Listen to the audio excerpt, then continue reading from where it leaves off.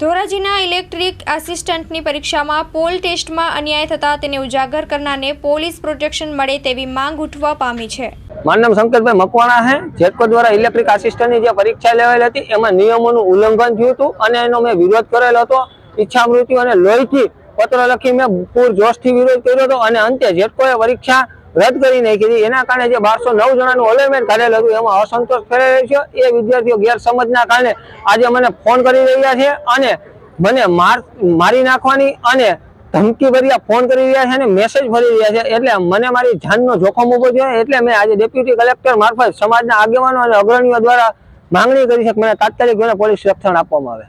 આજે જે 1200 જેટલા યુવાનોને ભરતી પ્રક્રિયા થઈ ગઈ હતી જેટકોની અંદર, જે ભરતી પ્રક્રિયા રોકવામાં આવી છે અને જે સમગ્ર પ્રકરણની અંદર જે ગેરરીતિ થઈ હતી તેને ઉજાગર કરતા યુવાન સંકેતભાઈ મકવાણા ઉપર જાનનું જોખમ ઊભું થયું છે।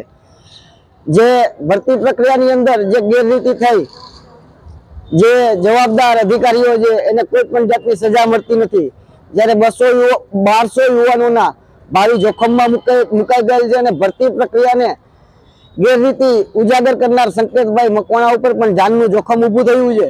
તો તાત્કાલિક ધોરણે તેને પ્રોટેક્શન મળે તેના માટે આજે ડેપ્યુટી કલેક્ટર સાહેબ મારફત દ્વારા અમે એસપી સાહેબને આવેદનપત્ર આપેલું છે।